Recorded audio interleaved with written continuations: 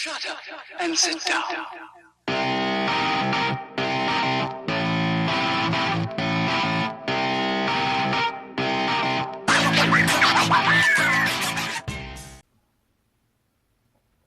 Hi, I'm Blakey B, and welcome to my review of the Marvel Legends series Warlock Build-A-Figure Wave Dazzler figure. Alison Blair, aka Dazzler, first appeared in Uncanny X-Men Volume 1, issue 130 back in 1980. She was created by a group of Marvel Comics staff, including Tom DeFalco, John Romita Jr., Louise Simonson, and Roger Stern. Dazzler was intended to be a cross-promotional multimedia character in the vein of the band Kiss, who had, I think it was a movie, they had a TV show, cartoons, they had a lot going on at the time, and Marvel wanted to capitalize on that. Unfortunately, the plans kind of fell through, and she only ended up getting a comic book in the end. She was intended to have a movie which sounded utterly insane. If you look at the read-ups online for what that movie was intended to be, it is quite fun to see what they were thinking.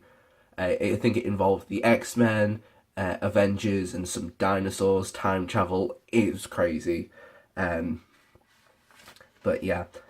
So, following the fall through of the cross-promotional idea, Dazzler did manage to hold her own in a comic book series, which I think lasted for about 40 issues, 43 issues, and was quite a popular character. She ended up joining the X-Men for a brief while, changing costume from her disco outfit into a more traditional superhero outfit, and personally, I kind of like the disco look. I know it was outdated even by the time she was created, but still, I kind of like it.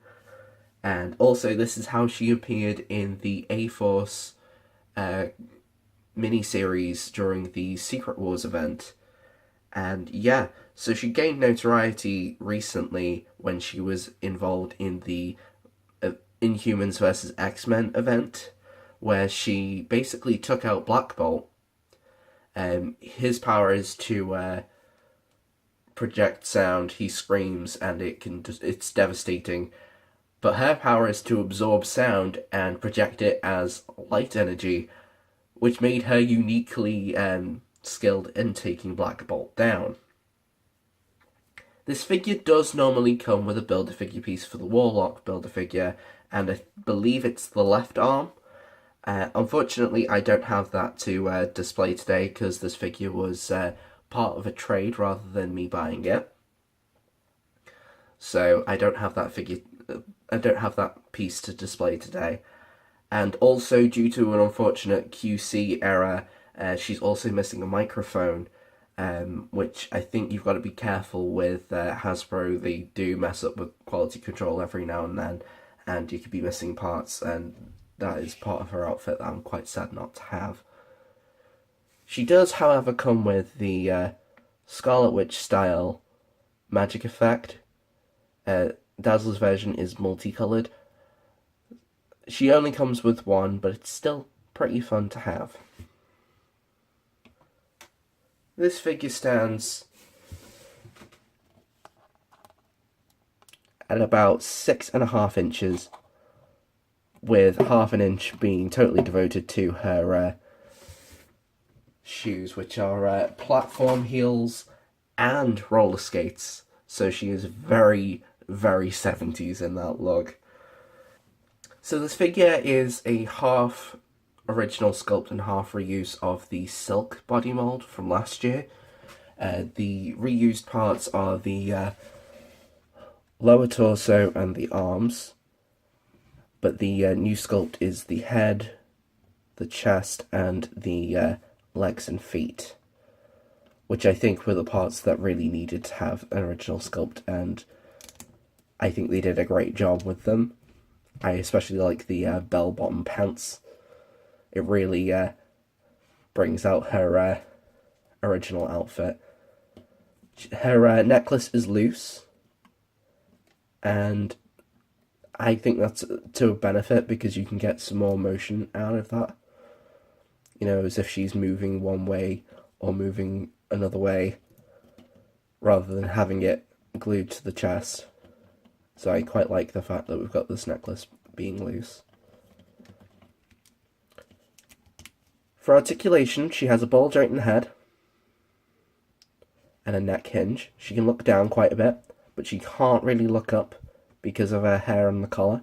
They do inhibit the articulation a little bit. And she doesn't really have that much of a pivot.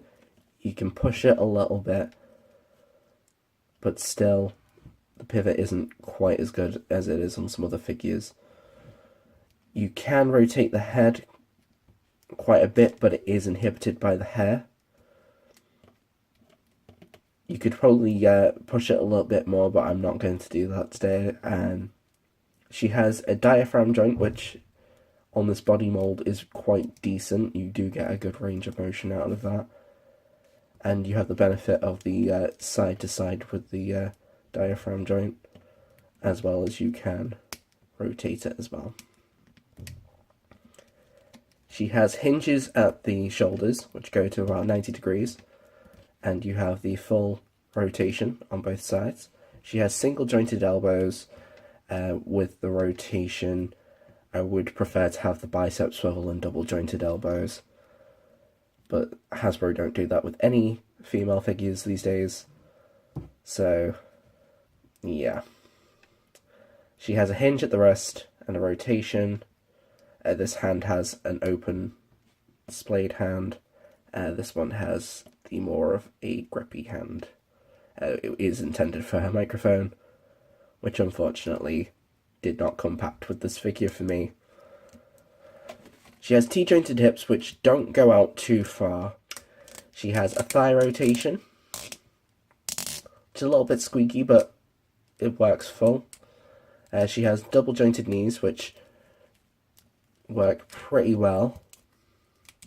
And she has a hinge at the foot and an ankle pivot, but the ankle pivot isn't particularly good. Mainly because not only does she have a heel, but also she has the bell bottoms kind of inhibiting a little bit. But you can get her to stand pretty well due to the wheels being quite sturdy. For your comparisons, here she is alongside some of her fellow X-Men, Iceman and Rogue. She stands about the same height as Iceman and is a bit taller than Rogue, but she is the average height for a female legend. It's mainly just because of the shoes. She not only has heels, but she also has roller skates, so she does make her quite tall. Here she is alongside some of her fellow A-Force members, including Captain Marvel, Nico Minoru, and She-Hulk, and I think all these figures scale pretty well together. I am excited to get the new A-Force box set this year, because I think there are a few characters in that box set that are well overdue legends. I do think they missed the trick a little bit by not having the full original roster in that, but at the end of the day there are quite a few figures that I'm happy to get, including a new She-Hulk, which we are well overdue. This She-Hulk was released, I think, back in 2007, and whilst it's not a bad figure, it has a really good really good scale to it. It's got some really awkward articulations. I'll be happy to get a better articulated, newer She-Hulk figure. And also singularities in that pack. They are missing the Medusa, which I think Hasbro really need to release some Inhumans as like the standard release, rather than having them all be con exclusives. It's not that I'm a particular fan of the Inhumans, I just reckon that, they should get some of those figures out to the general public. And I've just realised that the Dazzler head that they've sculpted would make for an excellent head sculpt on a first appearance Ms. Marvel outfit for Carol Danvers. So my final thoughts on this figure is, she is a pretty decent Marvel legend. She has some flaws, but I really like it. I really like this outfit for Dazzler. I know it was a sticking point for a lot of people, but this is how she appeared in the A-Force cover, and I really want to recreate that at some point, so I'm happy to have this figure as it is.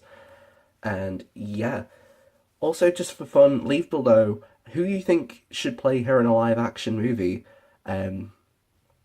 I personally think with the Super Bowl performance that Lady Gaga would be perfect for Dazzler. But who do you think? Just leave the comment below and let me know.